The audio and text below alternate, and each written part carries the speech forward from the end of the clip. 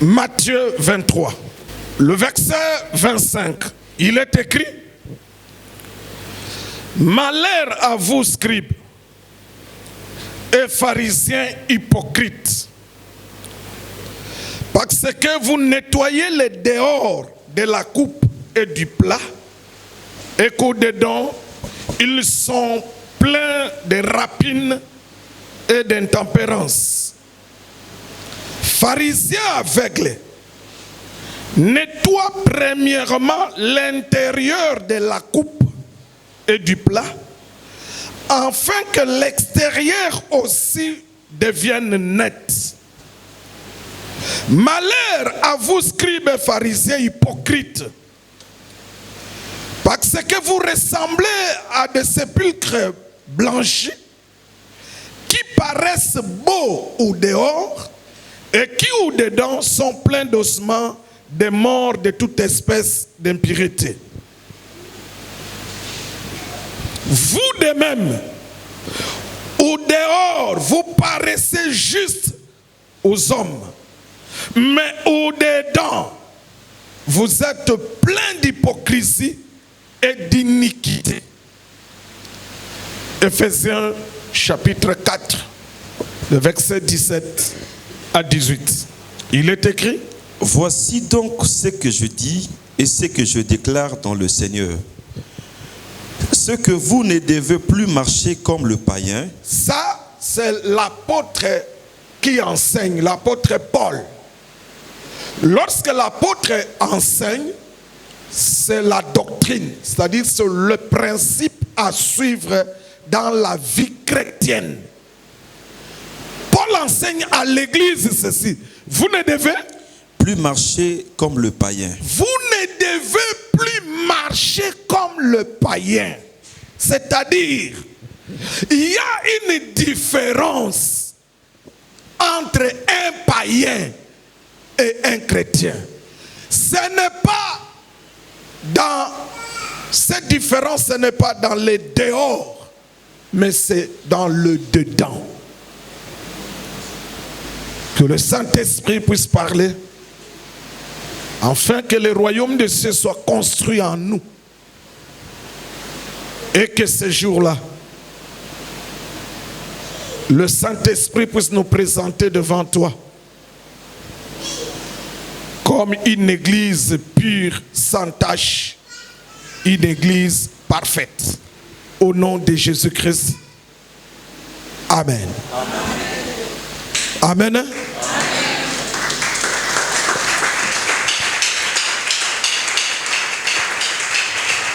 Que la paix du Seigneur soit avec vous. Mettez-vous. Frères et sœurs,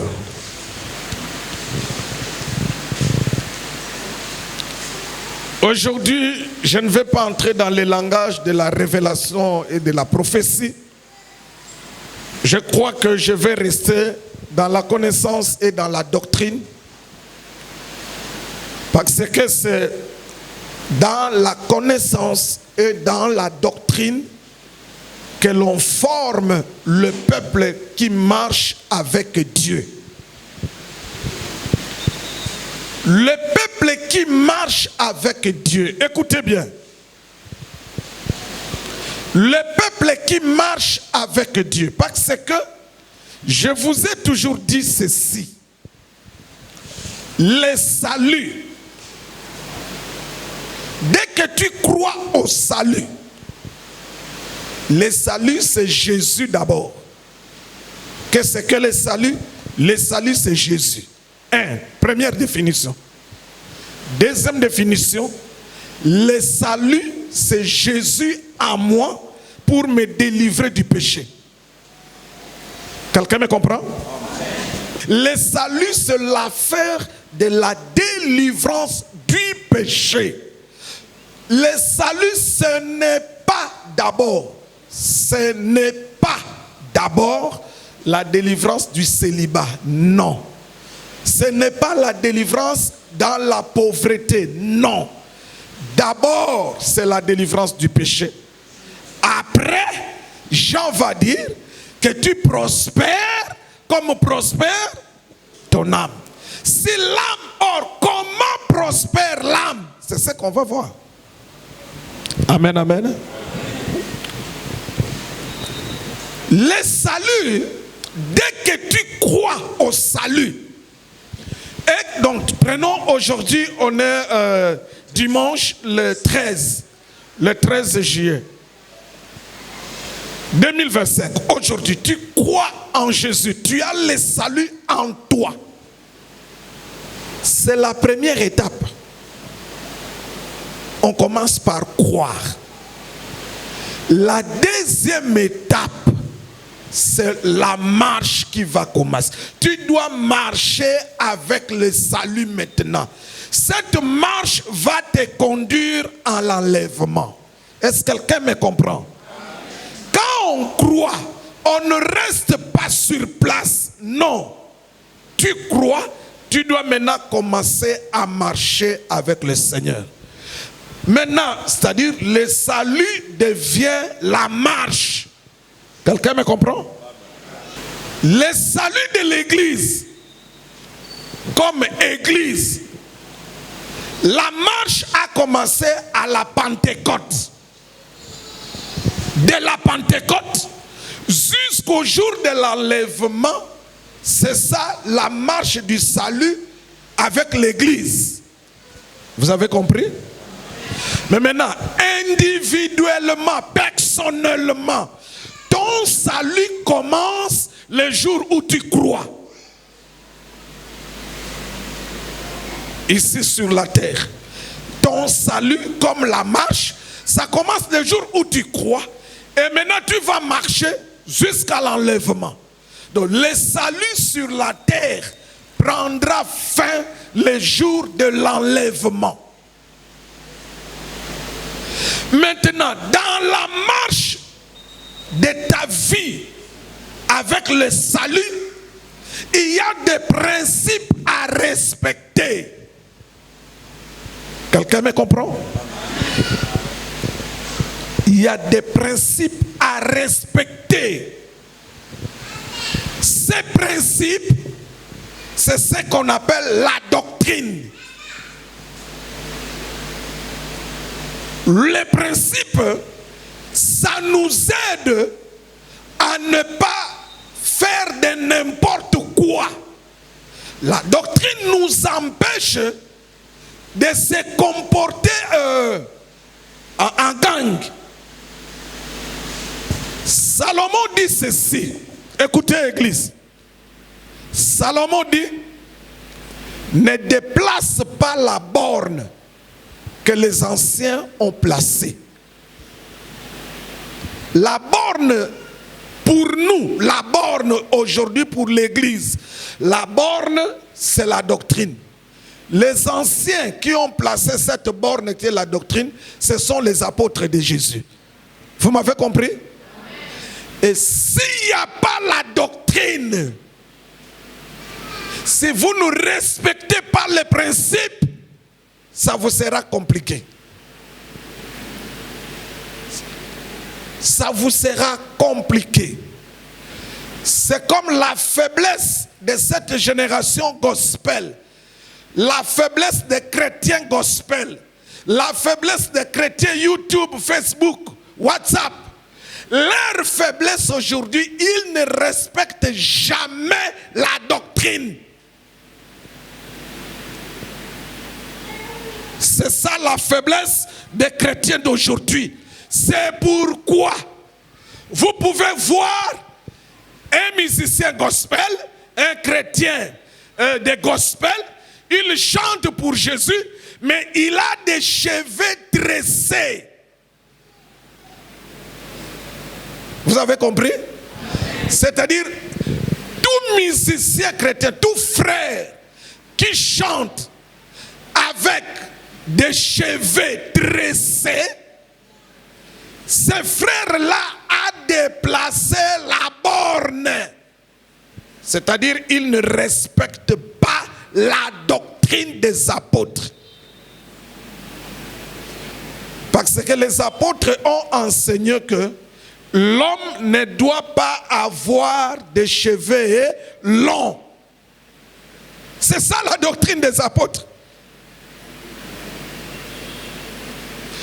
Aujourd'hui, la faiblesse de plusieurs chrétiens et de plusieurs pasteurs, leur faiblesse, ils n'arrivent pas à respecter la doctrine. Pour eux, la doctrine, c'est la loi. Oh, vous avez des lois. Non. Mais la loi de la doctrine, c'est la loi de l'esprit. Ce n'est pas la loi de Moïse. Depuis que Dieu a créé l'homme, il l'a placé dans le jardin. Dieu a donné la doctrine. Il lui dit, ne fais pas ça. Fais ça. Là où il n'y a pas de la doctrine, il y aura du désordre. Là où il n'y a pas la doctrine, c'est-à-dire là où il n'y a pas de principe, il y aura du désordre. Aujourd'hui, le vrai désordre dans les choses de Dieu, c'est dans la musique gospel. C'est là où il y a du vrai désordre. Chacun fait de n'importe quoi. Tu verras un frère qui chante pour Jésus, mais il a des boucles et des oreilles. Il ne respecte pas la doctrine. Quelqu'un me comprend? Tu peux tout faire. Mais si tu n'es pas dans la doctrine, c'est très compliqué. Je n'aimerais pas être extrémiste pour te dire que si tu ne respectes pas la doctrine, tu iras en enfer. Non, je n'aimerais pas dire ça. Mais je préfère te dire que si tu ne respectes pas la doctrine, il te sera compliqué dans le salut avec le Seigneur. Le salut, ce n'est pas synonyme du désordre. Non. Il est vrai qu'en Jésus-Christ, nous sommes libres. Mais d'abord, libres de quoi? Libres par rapport au péché. C'est-à-dire, quand on dit libre par rapport au péché, ça veut dire que je suis délivré du péché. Je ne peux plus vivre dans le péché. C'est ça, être libre du péché. Notre thème de ce matin, c'est dehors et dedans. Quelqu'un peut le dire après moi? Dehors et dedans. Dehors et dedans. Dehors et dedans. Le Seigneur Jésus était en train de prêcher aux enfants d'Israël.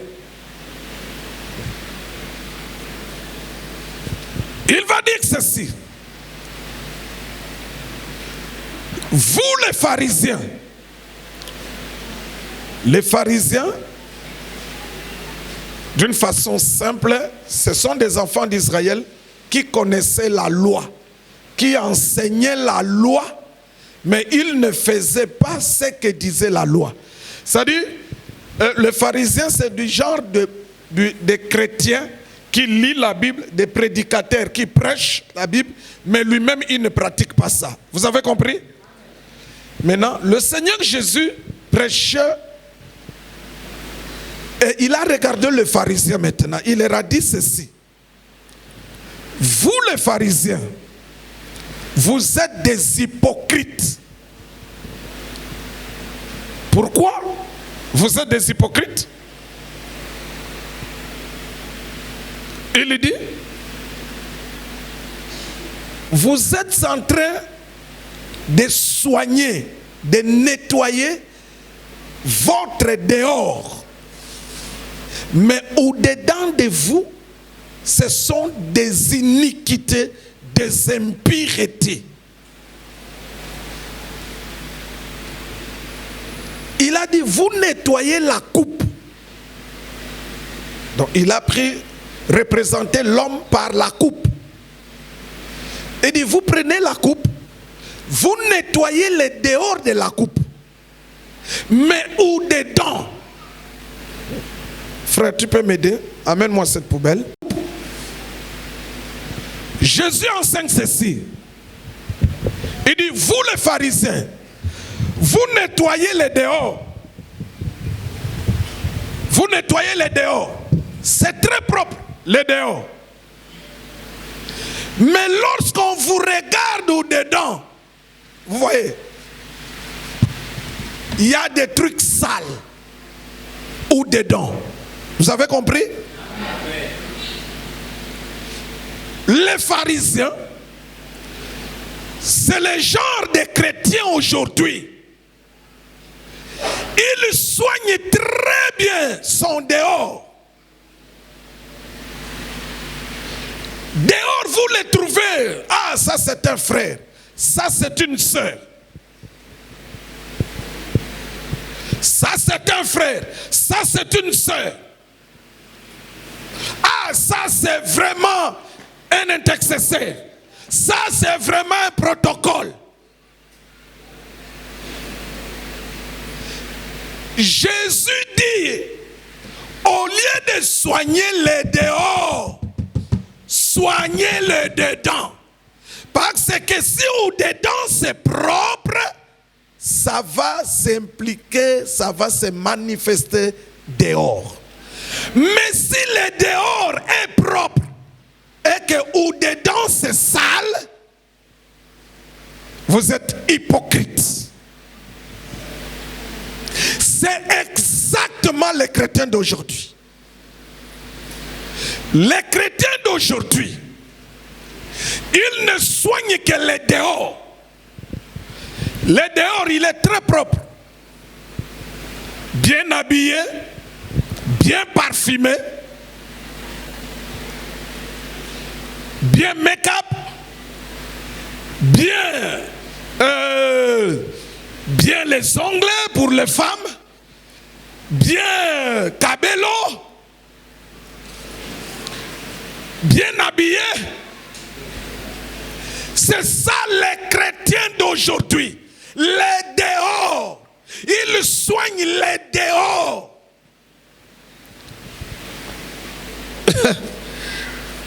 Un pasteur m'a dit ceci. Il dit, apôtre, nos églises c'est compliqué. Il dit un jour dans son église, il a demandé à tout le monde de s'agenouiller.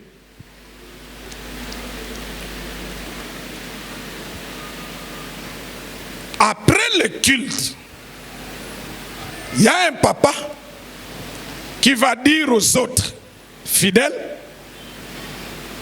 il va leur dire, mais lui le pasteur, il ne sait pas que les gens sont bien habillés comme ça. Lui nous demande de s'agenouiller. Avant de donner d'autres sujets, il faut bien regarder les gens. C'est ça le pharisien. Il est à l'église, mais il nettoie très bien son dehors. Le Seigneur n'a pas besoin du dehors. Le Seigneur a besoin du dedans. Le dehors, ça va impressionner les hommes.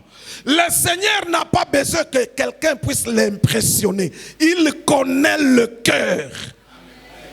Le salut, c'est l'affaire du cœur et non l'affaire du dehors. Le cœur, c'est au-dedans. Quelqu'un me comprend?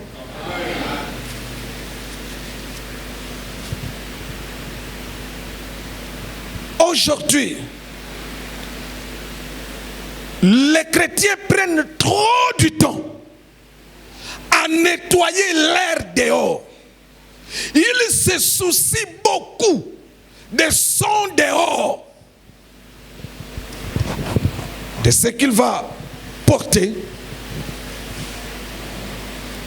comment il va se présenter.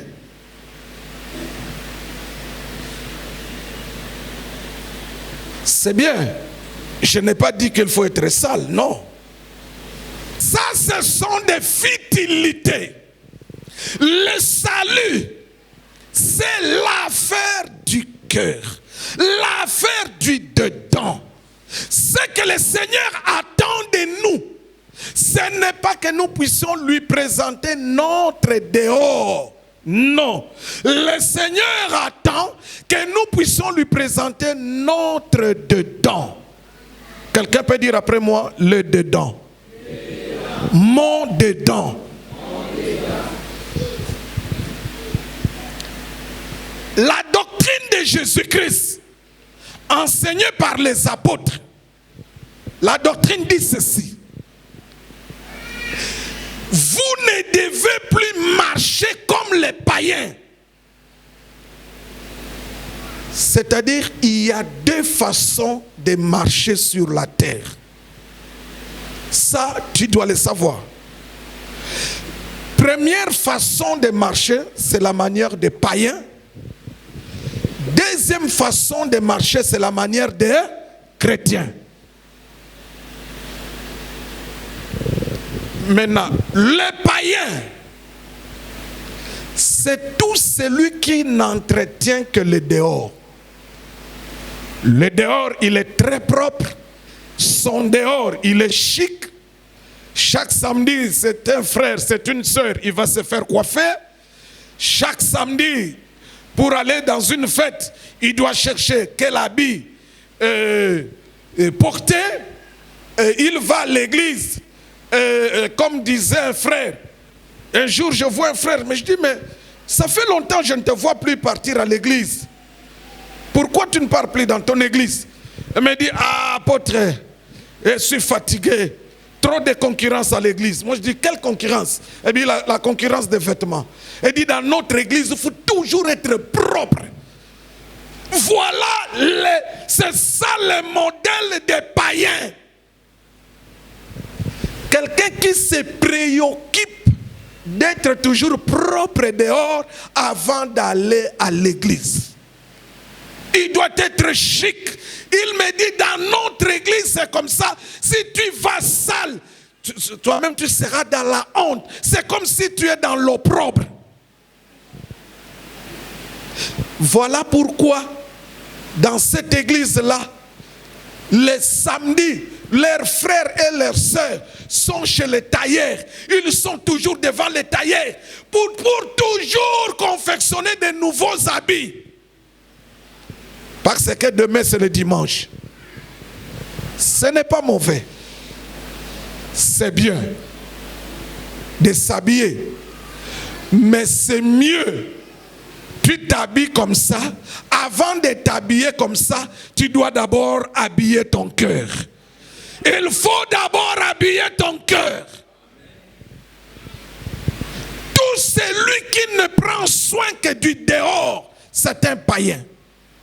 Même si tu viens à l'église, ça fait 10 ans. Même si tu viens à l'église, ça fait 5 ans.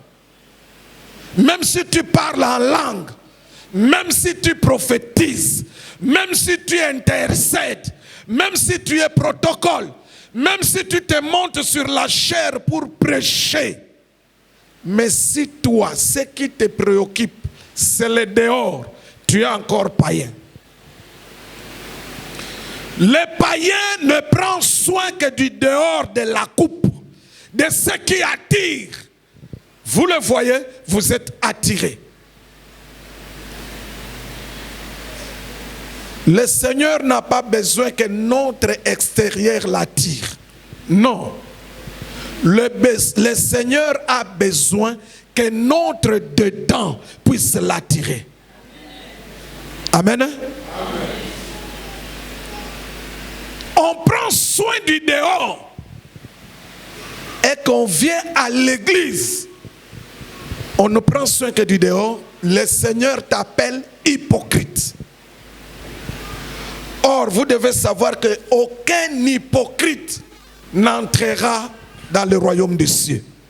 Aucun hypocrite ne sera enlevé. Aucun. Parmi les choses que le Seigneur déteste, il y a l'hypocrisie. L'hypocrisie. Tu donnes une bonne apparence. Les dehors bien soignés, les gens te respectent. Mais au-dedans de toi, tu es trop de nko, trop de ntsoki. Vous connaissez le ntsoki? C'est l'enco exagéré. Donc il n'y a plus d'autres mots en français. On appelle ça ntsoki. Si tu appelles ça en français, ça n'aura aucun sens. C'est-à-dire, nko, c'est encore bien. Donc si on te dit que tu es nko, donc c'est encore. Mais si on te dit que tu es ntsoki, donc c'est-à-dire c'est l'extrémité de la méchanceté. Tu verras quelqu'un bien habillé, il vient à l'église. Mais dans son cœur, Jésus dit, votre cœur, votre dedans est rempli de l'iniquité, de la méchanceté. Quelqu'un vient à l'église, bien soigné les dehors, mais son dedans rempli de l'iniquité, rempli de ntsoki. Il vient, il entre, il vient, il entre. Et dans le quartier où il habite, dans la parcelle où il habite, quand il se comporte mal, c'est le nom de Jésus qui est gâté, comme disaient nos frères ivoiriens. C'est le nom de l'église qui est gâté. C'est la vie chrétienne qu'on abuse, qu'on accuse. On jette l'opprobre aujourd'hui sur tous les chrétiens. On jette l'opprobre sur tous les pasteurs. Parce qu'il y a un pasteur qui a fait du mal. Il y a un pasteur qui a trahi. Frères et sœurs, la doctrine en Jésus nous enseigne d'abord à soigner le dedans. L'enseignement venait de Jésus. Le Seigneur dit que vous devez soigner le dedans pour que les dehors paraissent bien. Et les apôtres ont posé cet enseignement de Jésus sous forme de la doctrine. Ils ont mis ça comme le principe maintenant. Église, voici comment vous devez marcher. Le salut commence par l'intérieur et puis ça va affecter l'extérieur. Quelqu'un me comprend? Je reprends. Le salut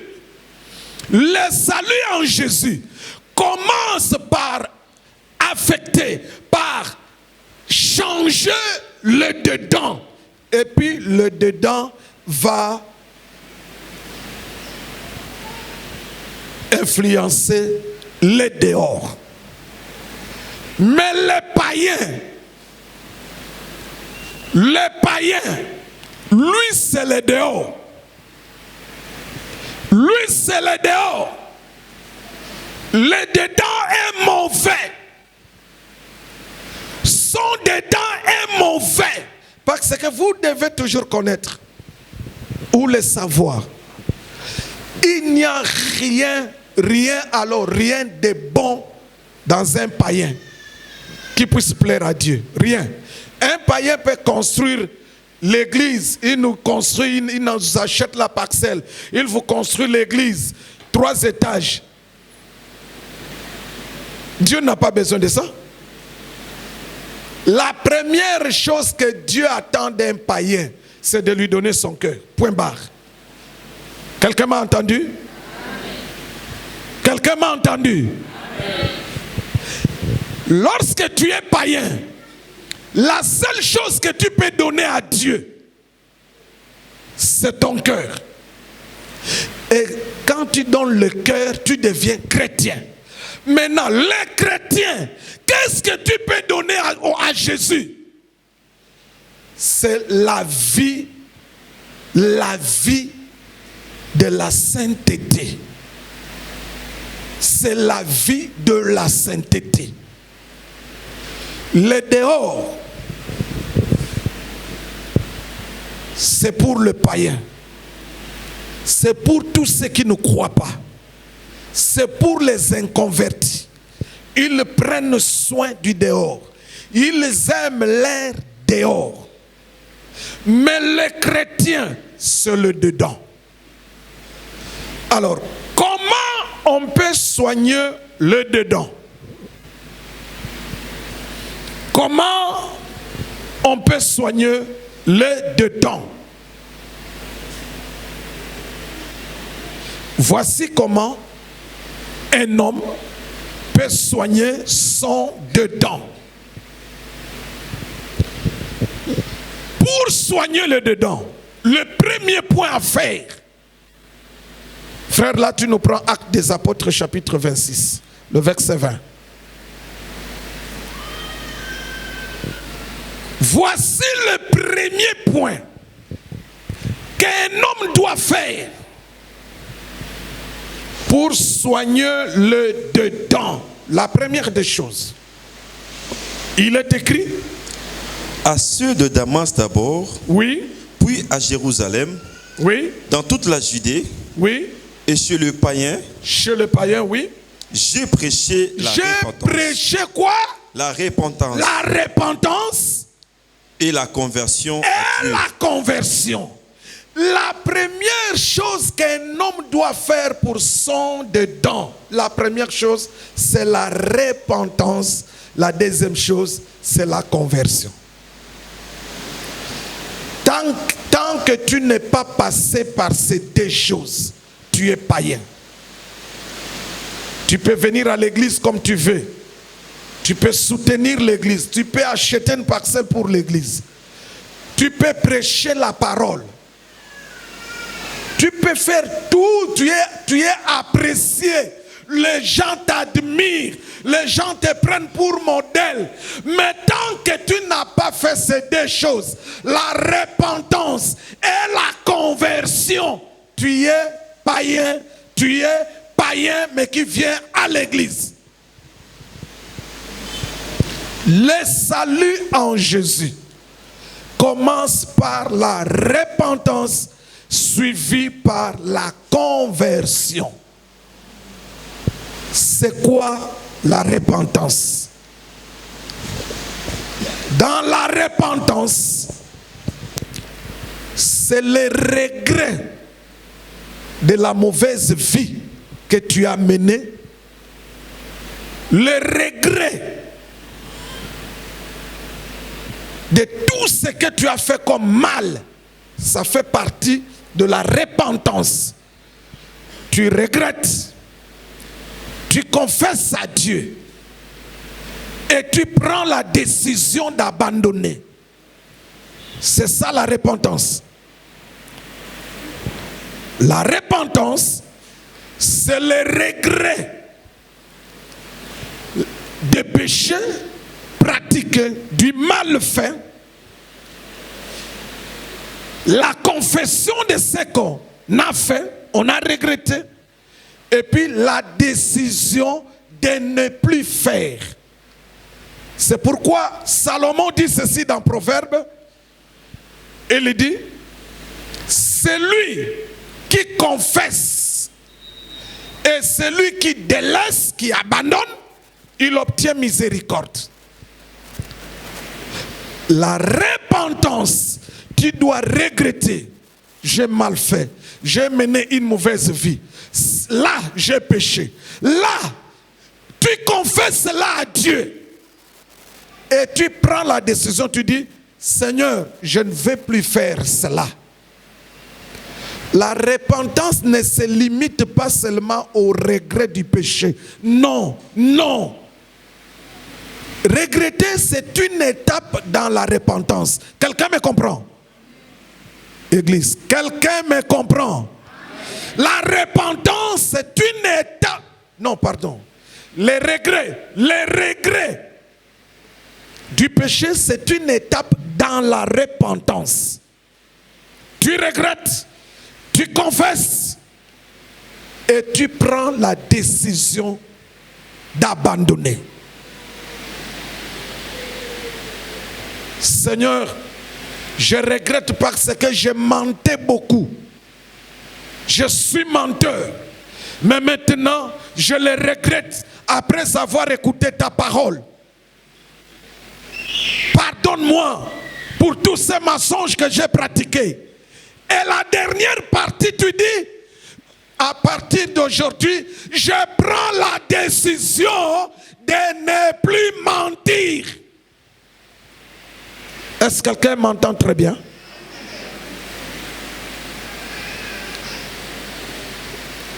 Paul dit, j'ai prêché la repentance chez les païens.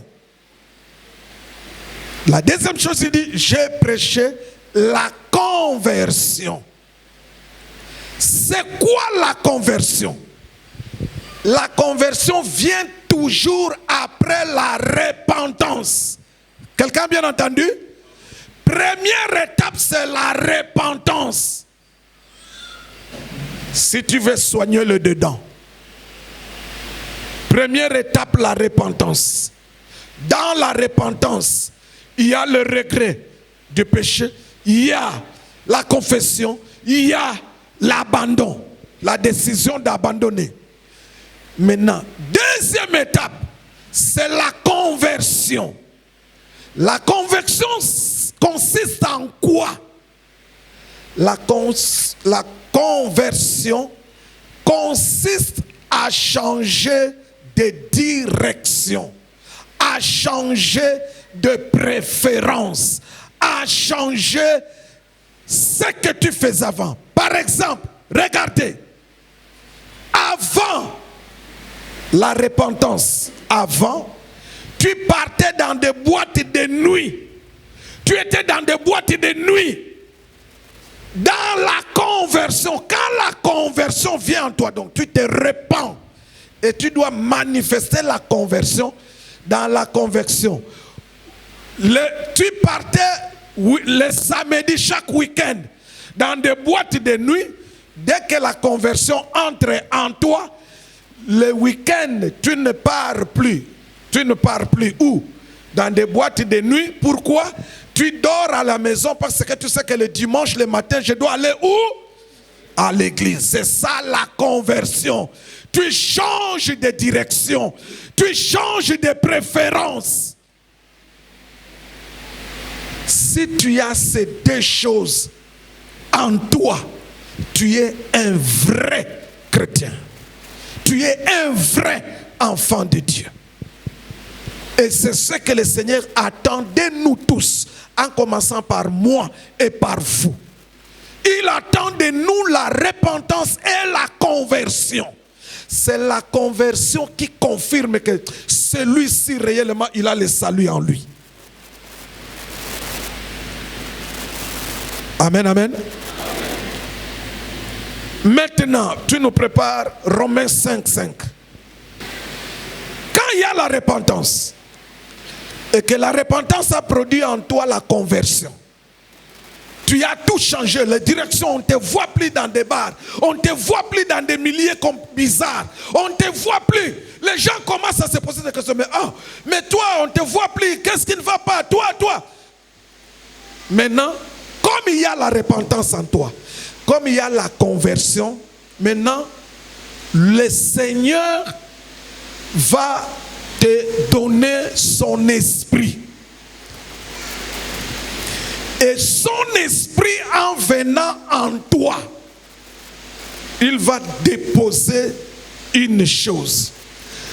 Tout le reste de ta marche avec le Seigneur Jésus dépend de cette seule chose que le Saint-Esprit va déposer en toi. Le Saint-Esprit va déposer une chose en toi. La chose que le Saint-Esprit va déposer au-dedans de toi, c'est cette chose-là qui va maintenant te conduire dans la marche avec le Seigneur. Quelqu'un me comprend? Qu'est-ce que le Saint-Esprit va déposer? Romains 5, verset 5. Or, Écoutez, or, l'espérance ne trompe point, oui, parce que l'amour de Dieu est répandu dans nos cœurs, parce que l'amour de Dieu est répandu dans nos est cœurs répandu dans nos cœurs par le Saint-Esprit. Par le Saint-Esprit. Tu vas dans Galates chapitre 5, le verset 22. Frères et sœurs, dès qu'il y a repentance en toi, il y a la conviction en toi. Le Seigneur dépose en toi le Saint-Esprit, son esprit, pour t'aider maintenant à marcher. L'esprit, quand il vient en toi, lui aussi, il dépose une chose. Il dépose en toi l'amour. Galates chapitre 5, verset 22, il dit, mais le fruit de l'esprit, les fruits de l'esprit, les fruits, c'est au singulier. Regardez bien ce verset, cette partie, ces mots. On dit les fruits de l'esprit, c'est quoi? C'est l'amour. C'est l'amour. Normalement, il fallait, nos frères qui ont fait un travail impeccable, les théologiens, à cet endroit-là, ils ont mal fait. Il fallait qu'ils écrivent le fruit de l'esprit, c'est l'amour. 2 points. Maintenant, on cite la joie, la paix. C'est-à-dire la joie, la paix, la fidélité. Ce sont les manifestations de l'amour. Celui qui, je vous dis la vérité, celui qui n'a pas d'amour en lui ne sera jamais fidèle. Celui qui n'a pas d'amour en lui ne donnera jamais la paix. Si tu vois quelqu'un dans la parcelle où tu habites, dans la maison où tu habites, au travail, là où tu travailles, parmi les gens que tu fréquentes, si tu remarques que quelqu'un n'aime jamais la paix, il enlève la paix, il enlève la paix aux gens, il manque une seule chose, c'est quoi? C'est comme Kagame, il n'a pas quoi? Voilà. Là où il n'y a pas d'amour, au-dedans, ça ne sera que de l'iniquité. Là où il y a l'amour, il y a la paix. Il y a la paix. Les problèmes peuvent être... Ça ne veut pas dire, regardez, ça ne veut pas dire que là où il y a l'amour, il n'y aura pas de problème. Non, il y aura des problèmes. Mais comme l'amour est là, l'amour saura gérer le problème. L'amour sait gérer le problème. Là où il y a l'amour, quand il y a un problème, même si c'est grave, l'amour sait gérer les choses. Quelqu'un me comprend?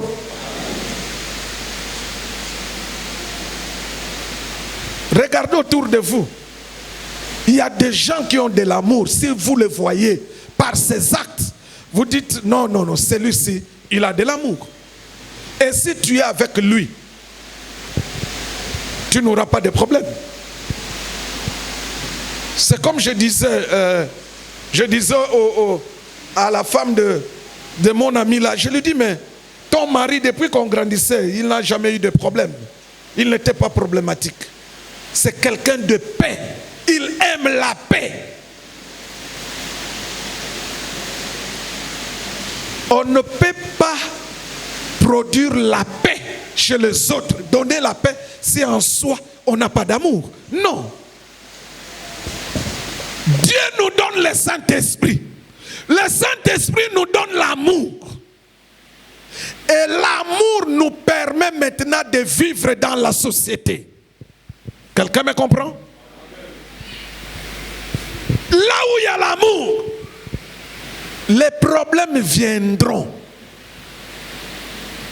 Mais l'amour La parole dit, l'amour couvre une multitude de quoi?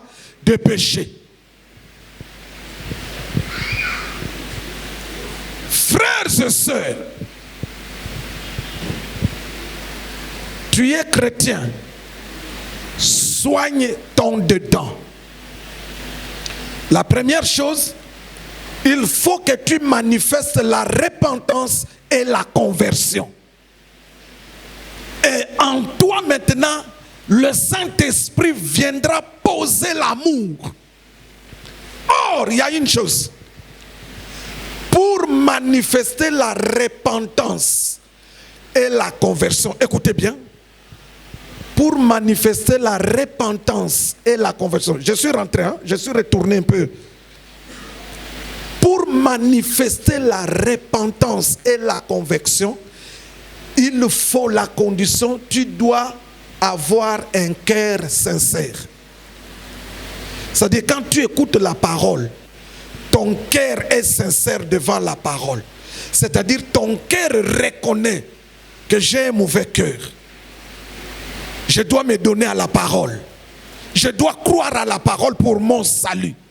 Le cœur de l'homme depuis la naissance, c'est un mauvais cœur.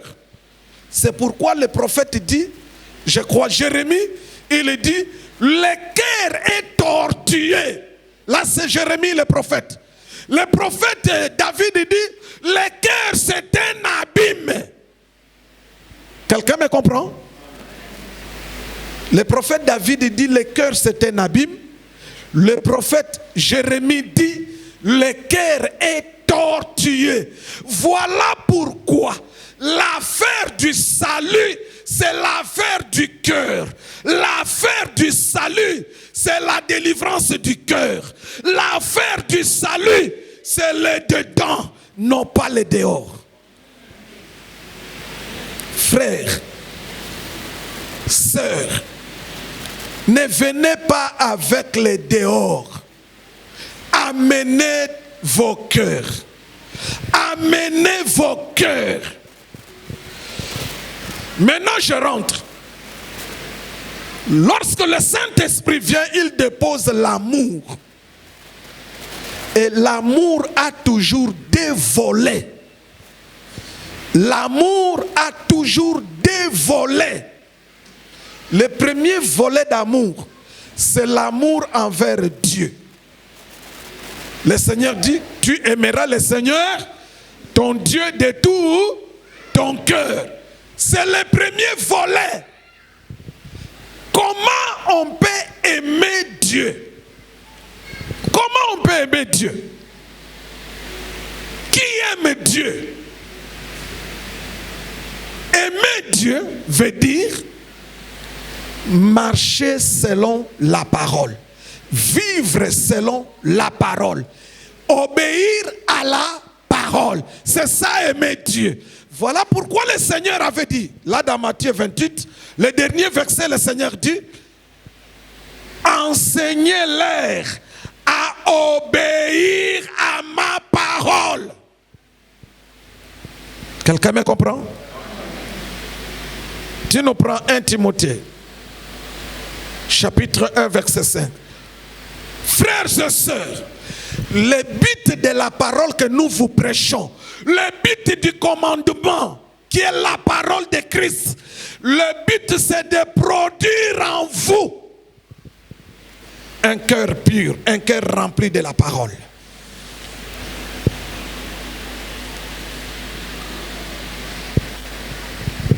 Le cœur qui s'est repenti, le cœur qui s'est converti, le cœur en qui habite l'amour, c'est un cœur pur. C'est un cœur pur. Le cœur qui s'est repenti, le cœur qui s'est converti, le cœur en qui habite la parole, en qui habite l'amour, c'est un cœur pur. C'est un cœur pur. Le but de la parole, c'est de faire de nos cœurs que ça devienne des cœurs purs. Le Seigneur a dit un jour, heureux ceux qui ont le cœur pur, car ils verront le Seigneur. Pour que ton cœur devienne pur, il faut que ton cœur manifeste la repentance et la conversion. Ne venez pas à l'église par plaisir de venir. Non, il faut que la parole que tu écoutes puisse changer ton cœur. Le but du commandement, il est écrit. Le but du commandement, oui, c'est un amour venant d'un cœur pur. C'est un amour venant d'un cœur pur. Mes frères et sœurs, nous avons beaucoup de problèmes. Nous avons beaucoup de problèmes dans nos églises. C'est parce que nos cœurs sont vides. Il n'y a pas d'amour. Vous savez, celui-ci boude celui-là. Celui-là n'adresse pas la parole à l'autre. L'autre ne parle pas à celui-là. Celui-là, quand il se voit, mes frères et sœurs, mes frères, vous êtes, c'est quoi ça, cette vie? Vous soignez votre dehors. Moi, je n'aime pas qu'on puisse se jouer avec moi. Moi, je n'aime pas. Moi, je n'aime pas qu'on touche à mon honneur. Moi, je n'aime pas. Moi, je n'aime pas. Tu es qui, toi? Tu es qui? Jésus, lui qui, l'apôtre Paul enseigne, Jésus qui était Dieu, mais il n'a pas regardé cette gloire-là comme une proie arrachée. Il s'est humilié. On l'a injurié. Toi, tu te dis, moi, je n'aime pas moi qui? Oana mbongo net Bill Gates. Hein? Oana mbongo net muta Facebook, net muto petio ya Facebook. Oyo azwaka diplôme d'état à quelle université à Silsangote, le là comme milliardaire. Yo loba ba kino yo ane loko yo. Hein?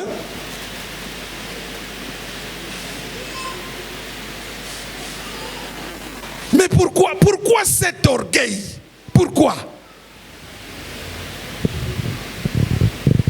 Le but de la parole que nous écoutons, c'est pour changer nos cœurs, produit dans nos cœurs de l'amour. Mes frères et sœurs, allons-y.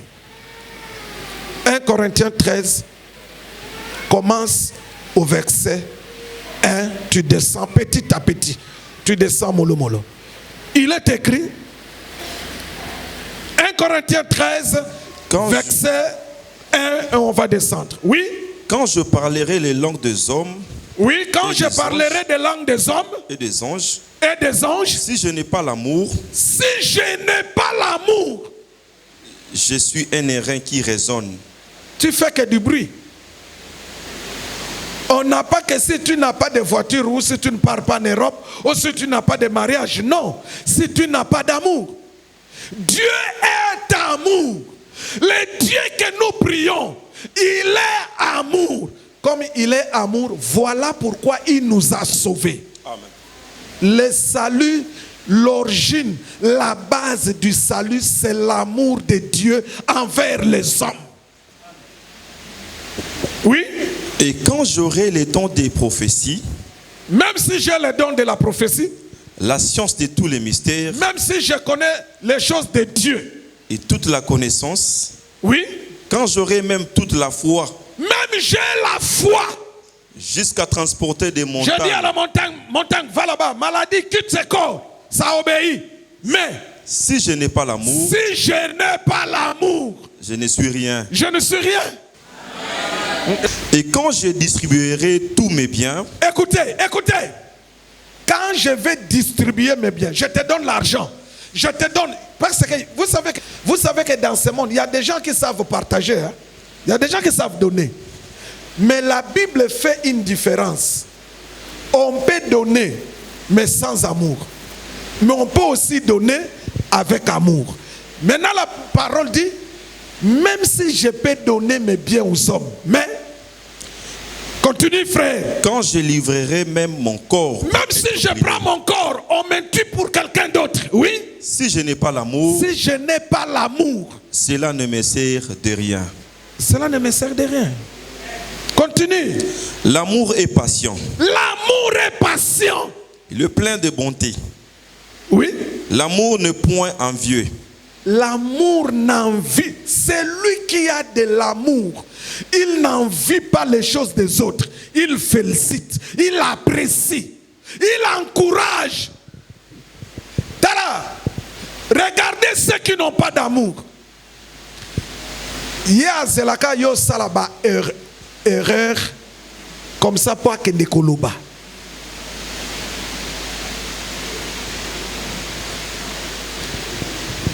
Ceux qui n'ont pas d'amour, ils sont des champions à ne présenter que les erreurs des autres. Et quand tu fais du bien, ils se taisent. Quand tu fais des biens, ils se taisent. Quand tu fais des erreurs, ils parlent. Ils commencent à présenter que des erreurs. C'est pourquoi j'ai dit la fois passée, tout le monde fait des erreurs. Tout le monde. Seul Dieu ne commet pas d'erreur. Seul le Seigneur ne commet pas d'erreur. Continue, frère. Il ne s'invente point. Oui. Il ne s'enfle point d'orgueil. Oui. Il ne fait rien de malhonnête. L'amour ne fait rien de malhonnête. Rien. Rien. L'amour est honnête. L'amour est honnête. Là où l'amour a commis l'erreur, l'amour s'excuse, l'amour se repent, il dit, ah, pardonne-moi. Continue, frère. Il ne cherche point son intérêt. L'amour ne cherche point son intérêt. C'est pourquoi il est écrit, existant comme Dieu, Jésus n'a pas regardé son intérêt, mais il t'a regardé parce que tu étais dans la mort. Si Jésus avait cherché son intérêt, il ne devrait pas venir sur la terre. Pour faire quoi? L'amour ne cherche pas son intérêt. Oui. Il ne s'irrite point. Oui. Il ne soupçonne point le mal. Soupçonner. Soupçonner. Il est là. Surtout ça. La partie de soupçonner. Combien de gens ils n'ont pour mission que de soupçonner les gens. Il a fait ça. Tu vois, comme il est en train de chanter là. Quelqu'un est en train de chanter. Alléluia, Amen. Il balaye. Toi, tu es là, tu viens, tu dis, tu vois quand il chantait là. Il chantait contre moi.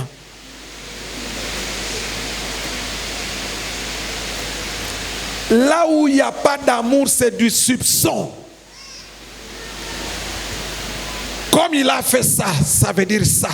Comme il a dit ça, ça veut dire ça. Il n'y a pas d'amour. L'amour, il ne fait rien de malhonnête. Il ne cherche point son intérêt. Il ne s'irrite point. Il ne soupçonne point le mal. Il ne réjouit point de l'injustice. L'amour ne se réjouit point d'injustice. Celui qui a de l'amour ne peut jamais être injuste. Jamais. Oui.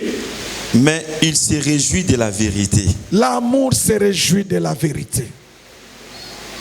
L'amour se réjouit de la vérité. L'amour ne ment pas. L'amour dit la vérité. Le monde dit, écoutez, le monde dit, toute vérité n'est pas bonne à dire. Ça c'est la vérité. Pardon. Le monde dit, toute vérité n'est pas bonne à dire. Le monde dit encore que la vérité blesse. Mais la parole dit la vérité délivre.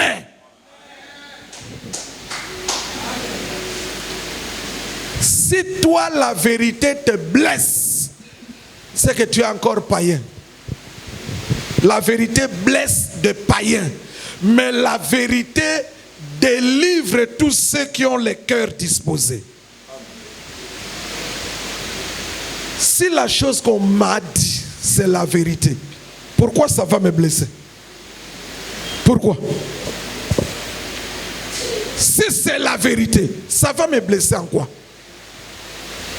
Quelqu'un me comprend? Frères et sœurs, nous devons changer notre vie chrétienne. Ce n'est pas cette vie que le Seigneur attend de nous. Nous prenons trop du temps à soigner notre dehors au lieu de soigner notre dedans. On soigne le dedans par la parole. On soigne le dedans par la parole. Seule la parole de Dieu peut soigner ton dedans. Seule la parole de Dieu peut traverser ton âme.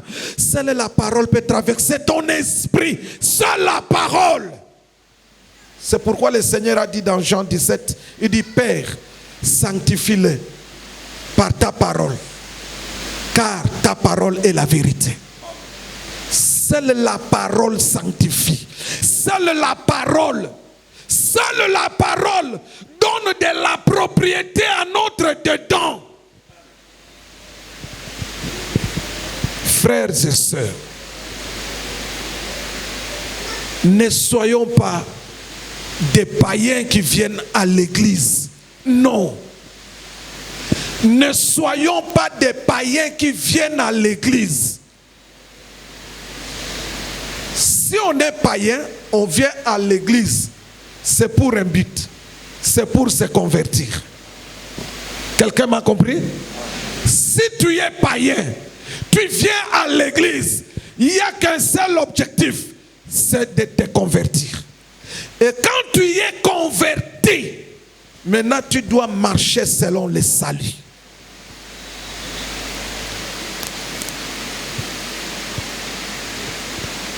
Un peu d'amour dans nos cœurs.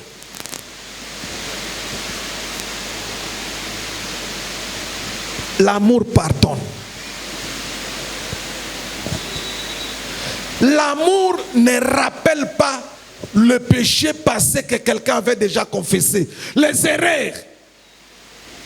Quelqu'un t'a fait du mal. Il vient, il te dit, bon, pardonne-moi, je t'ai fait du mal. Je reconnais que ce que je t'ai dit, ce que j'ai dit, ça t'a fait du mal. Pardonne-moi. Toi, tu commences à lui dire, hey, toi, tu es toujours comme ça. Hein? Tu me fais du mal, tu me demandes toujours pardon. L'autre fois, tu m'avais fait ça. Tu as demandé pardon. L'autre fois, cette année 2025, au début de 2025, tu m'avais fait ça. Tu avais pris mon habit. Je me suis fâché. Tu m'as fait du mal. Tu as demandé pardon. Toi, tu me fais toujours du mal. Tu demandes pardon. Tu me fais toujours du mal. Tu me fais pardon. Et tu me demandes pardon. Cette fois-ci, je ne te pardonne pas. Je ne te pardonne. Non, non, l'amour, c'est pas comme ça. Le Seigneur dit, hein, si ton frère a péché 7 fois, et qu'il revient 7 fois demander pardon, pardonne-lui. Dites amen. Amen. Dites amen plus fort. Amen. C'est ça le rôle de l'amour. On peut avoir des différences. On peut discuter.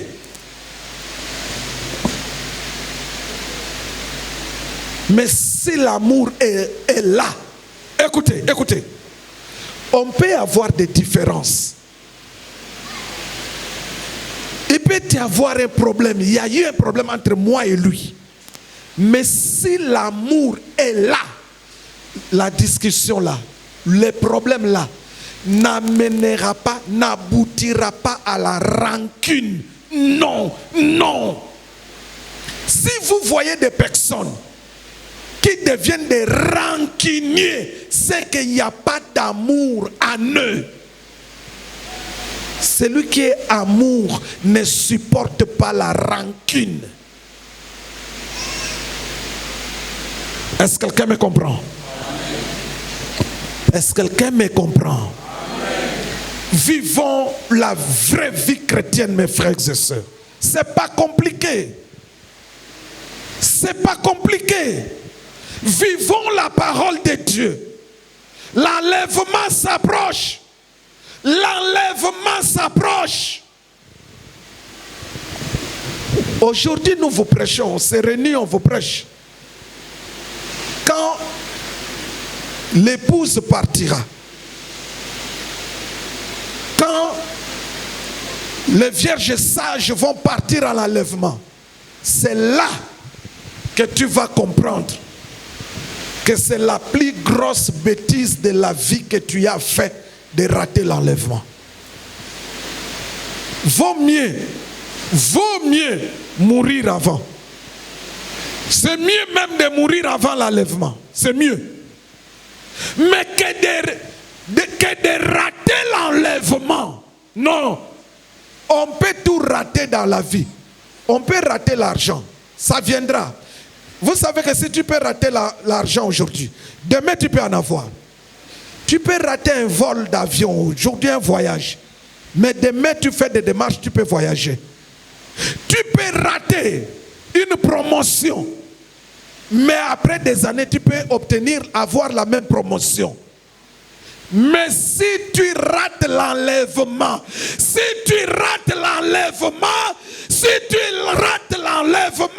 il n'y a plus de repréchage.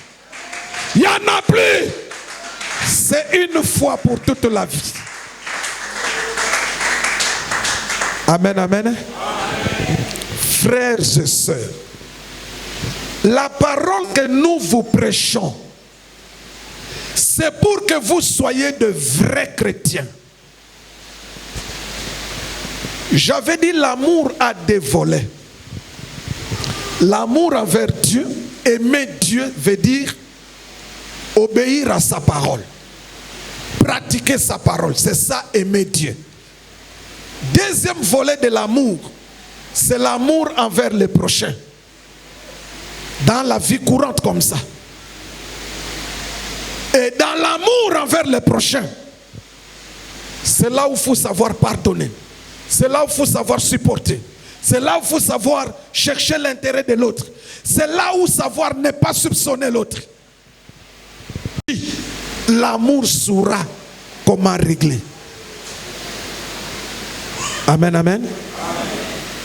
On se tient debout.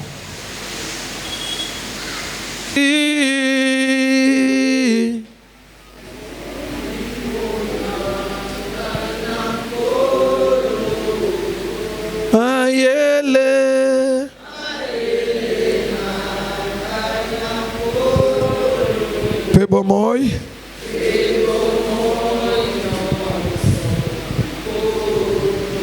Ngaina pesi. La pesi.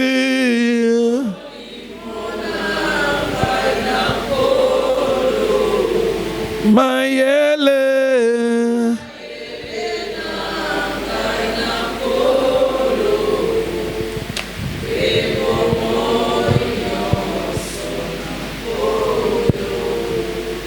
Tu vas maintenant prier. Demande au Seigneur. Dis, Seigneur, change mon cœur. Donne-moi le cœur que toi, tu as préparé pour moi. Le cœur d'amour. Prie. Demande, dis, Seigneur, dis-lui, j'ai un mauvais cœur. J'ai le cœur de l'homme. J'ai le cœur méchant. Mais aujourd'hui, j'ai entendu ta parole.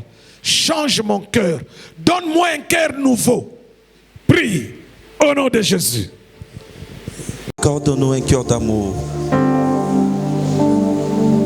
Je t'en supplie. Je t'en supplie, Jésus. Accorde-nous un cœur d'amour. Un cœur qui sait supporter les choses. Un cœur qui sait supporter les choses, qui sait pardonner. Jésus, Nous te le demandons maintenant. Je t'en supplie, Seigneur.